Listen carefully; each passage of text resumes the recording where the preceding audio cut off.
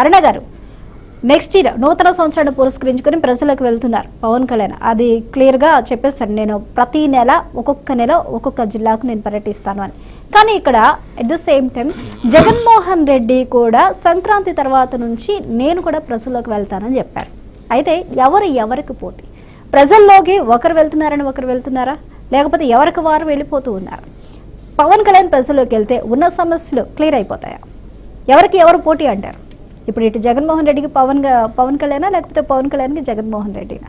ఇద్దరు ఒకే నెలను ఎందుకు ఎంచుకోవాల్సి వచ్చింది? మేడం, మీకు ప్యానెల్లో ఉన్న పెద్దలకి వీక్షకులకి నమస్కారం. దయచేసి మీరు మంది సొమ్ము తినే వాళ్ళకి మందికి సొంత సొమ్ము పెట్టే వాళ్ళకి మధ్య కంపారిజన్ పెట్టి మమ్మల్ని ప్యానల్ అవమానించకండి. ఈ వర్డ్ మాత్రం మీరు దయచేసి యూజ్ చేయొద్దు. పవన్ కళ్యాణ్ గారికి జగన్మోహన్ రెడ్డి గారికి కంపారిజన్ ఎట్టి పరిస్థితులను పెట్టద్దు మీరు. నేను ఎప్పుడు కూడా నేనున్న ప్యానల్ ఈ వర్డ్ మీ నోటి నుంచి వస్తే నేను ఊరుకోను. ఫస్ట్. రెండోదండి, ఇందాక మీరు ఆ సార్ అన్నారు, ఫస్ట్ అనలిస్ట్ గారు మాట్లాడిన దానికి ఒక మాట చెప్తాను నేను, తర్వాత మిగతా మనం వైసీపీ వాళ్ళు మీరు అడిగిన దానికి నేను ఆన్సర్ చేస్తాను. TDP minister, Janasena minister, BJP minister ఏంటండి, అందరూ కలిసి వాళ్ళ కూటమి మినిస్టర్లు కదా. కూటమి అధికారంలో ఉంది, పర్టికులర్ గా సపరేట్ గా పార్టీలు అధికారంలో లేరు. అలాగే పవన్ కళ్యాణ్ గారు ఉప ముఖ్యమంత్రి గారు, ఎన్డీఏ కూటమిలో ఆంధ్రప్రదేశ్ రాష్ట్రానికి ఆయన ఉప ముఖ్యమంత్రి గారు. కూటమిలో ఏ మినిస్టరు సైడ్ నుంచి లోపాలున్నా, ఏ ఎమ్మెల్యే సైడ్ నుంచి లోపాలున్నా వాటిని సరిచేయాల్సినటువంటి బాధ్యత ముఖ్యమంత్రి గారితో పాటు ఆయనకు కూడా కొంతమేర ఉంటాయి. కాబట్టి అందులో భాగంగానే ఆయన హోమ్ మినిస్టర్ గారి విషయంలో ఇన్వాల్వ్ అయినా, లేదంటే నిన్న కడప విషయంలో ఆయన వెళ్ళినా, అలాగే మిగతా రేషన్ మాఫియా విషయాల్లో ఇన్వాల్వ్ అయినా సరే, కూటమి పట్ల ప్రజలకి ఉన్నటువంటి ఏమైనా సందేహాలు ఉంటే, ఇంకా అధికారంలోకి వచ్చిన తర్వాత కూడా ఏమైనా సందేహాలు ఉంటే వాటికి మేము హామీగా ఉన్నాం.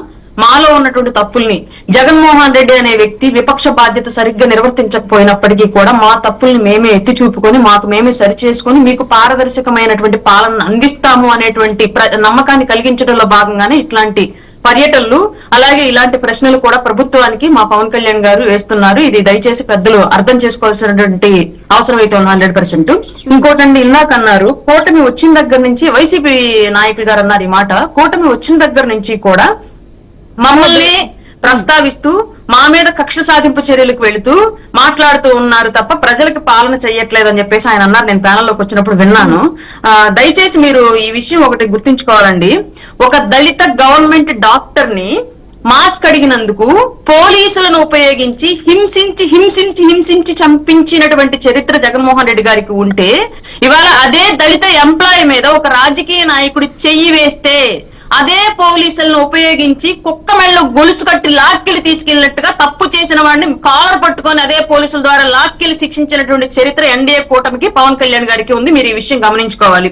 రెండోది, రేషన్ మాఫియాలో సొంత పార్టీ నాయకులు ఇవాళ ఒక్కొక్కరు బయటపడుతున్నారు. మనం చూస్తున్నాం రేషన్ మాఫియాలో ఎవరు ఇన్వాల్వ్ అయి ఉన్నారు, ఎవరు అబ్స్కాన్ లో ఉన్నారు, ఎవరు పెనాల్టీలు కడుతున్నారో చూస్తున్నాం మనం. ఇవాళ మొత్తం అంతా వైసీపీ మినిస్టర్లు, వైసీపీ ఎమ్మెల్యేలు ఉన్నారు. కాబట్టి గతంలో వాళ్ళతో రేషన్ మాఫియాను ఎంకరేజ్ చేయించి కోట్ల రూపాయల ప్రజాధనాన్ని, పేదలు తినేటువంటి బియ్యాన్ని పందికొక్కులాగా బొక్కి తిన్నటువంటి చరిత్ర వైసీపీకి ఉంటే, ఇవాళ అధికారంలోకి వచ్చిన తర్వాత ఎన్డీఏ కూటమిలో నాయకులు ఎవరైనా సరే ఇన్వాల్వ్ అయి ఉన్నా సరే ఈ వ్యవస్థ మారాలి, ఈ చరిత్ర మారాలి అని చెప్పేసి పెద్ద ఎత్తున రేషన్ మాఫియా దుక్కుపాదం మోపి విజిలెన్స్ అధికారులను కూడా వార్న్ చేసి మరి వ్యవస్థలో పనిచేస్తున్నటువంటి చరిత్ర ఎన్డీఏ కూటమిది, పవన్ కళ్యాణ్ గారిది.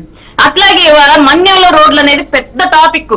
ఎన్ని సంవత్సరాలు గడిచింది ఆంధ్ర రాష్ట్ర చరిత్రలో, ఇప్పటి వరకు కూడా ఈ వైసీపీ నాయకులు మేము పేదల పక్షపాతులమి, మేము బడుగు బలహీన వర్గాల పక్షపాతులు అని చెప్పుకొని 5 ఏళ్ల పాటు పాలన కొనసాగించి 1/2 కిలోమీటర్ కూడా సామాన్యుడికి రోడ్డు అందించని చరిత్ర వాళ్ళదైతే, ఇవాళ ఎక్కడో మారుమూల తండాల్లో కూడా వెళ్లి కోట్ల రూపాయలు వెచ్చించి వాళ్లకు రోడ్లు వేసి వాళ్ళు బయట బాహ్య సమాజానికి దగ్గరగా చేరుస్తున్నటువంటి చరిత్ర ఎన్డీఏ కూటమిది, పవన్ కళ్యాణ్ గారిది, ముఖ్యమంత్రి గారిది, ప్రధానమంత్రి గారిది. ఇవన్నీ కూడా ప్రజల కోసం చేస్తున్నటువంటి పాలనలే. అందులో భాగంగానే ఈ వైసీపీ ఉన్మాద మోకల నుంచి వ్యవస్థలో ఇబ్బంది పడుతున్నటువంటి మహిళలకు భద్రత కల్పించడంలో భాగంగానే ఆ వైసీపీ ఉన్మాద మోకలను కట్టడి చేసే చర్యలే పోలీస్ యంత్రాంగం ద్వారా వాళ్ళ ద్వారా చేస్తున్నటువంటి అరెస్టులు. అంతే తప్ప ఇది ఖచ్చితంగా ప్రజల్ని హింసిస్తున్నారు. వైసీపీ వాళ్ళని ఎందుకు హింసిస్తారు? సామాన్యులు ఎవరిని హింసించట్లేదు. మా ఊర్లో బొచ్చిన మంది వైసీపీ వాళ్ళు ఉన్నారు. ఎవరింటి మీదకి ఎన్డీఏ నాయకులు వెళ్ళలేదు, ఎవరింటి మీదకి పోలీసులు రాలేదు, ఎవరిని ఎలాంటి అరెస్టులు చేయలేదు. కానీ కొందరు ఎందుకు అరెస్ట్ చేస్తున్నారు? గతంలో చేసినటువంటి దాష్టికాలకు ఇవాళైనా శిక్ష వేయకపోతే ప్రజల్లో లా అండ్ ఆర్డర్ పట్ల ఖచ్చితంగా నమ్మకం పోయిద్ది. కాబట్టి లా అండ్ ఆర్డర్ స్ట్రిక్ట్ గానే పనిచేస్తుందని చెప్పేసి ప్రజలకు భరోసా కల్పించే భాగమే ఇది అరెస్టులన్నీ కూడా. దయచేసి వైసీపీ నాయకులు ఈ విషయాన్ని గమనించుకొని ఇప్పుడైనా ఒళ్ళు దగ్గర పెట్టుకుని ఉంటే మంచిది. అలాగే ఇంకొక విషయం అండి, నేను ఈ విషయంలో చంద్రబాబు నాయుడు గారిని చాలా అప్రిషియేట్ చేస్తా.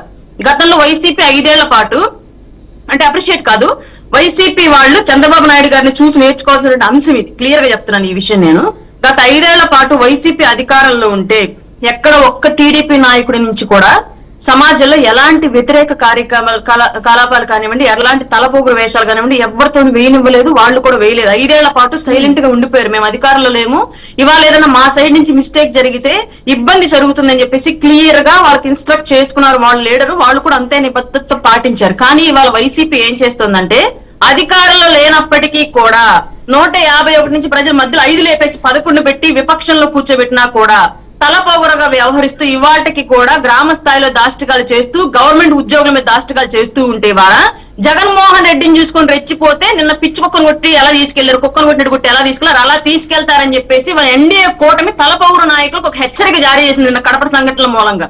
దయచేసి జగన్మోహన్ రెడ్డి గారికి ఒక విన్నపం ఏంటి అంటే, మీరు 5 ఏళ్ల పాటు ఎలా కొనసాగించారు మీ పాలన అదే మైండ్ లో పెట్టుకుని మీ నాయకులు ఇంకా అక్కడి నుంచి దిగట్లేదు. దయచేసి ఇప్పుడు మీరు అధికారంలో లేరు అన్న విషయాన్ని మీ నాయకులకు చెప్పి ఆ తలపొగురు దిగేలాగా చేసి సభ్య సమాజంలో సర్వ మానవుల్లాగా కలిసి బ్రతకమని చెప్పండి. లేదని ఇంకా జులుములు కొనసాగించాలని చెప్పేసి కనుక ప్రయత్నిస్తే జూలు పట్టుకు లాక్కెళ్లి బోన్లో వేస్తుంది మా ఎన్డీఏ కూటమి. ఈ విషయం మీ నాయకులకు చెప్పండి. ఓకే అరుణ గారు, ఒక నిమిషం హోల్డ్ అవ్వండి. For the people short break తీసుకుందాం.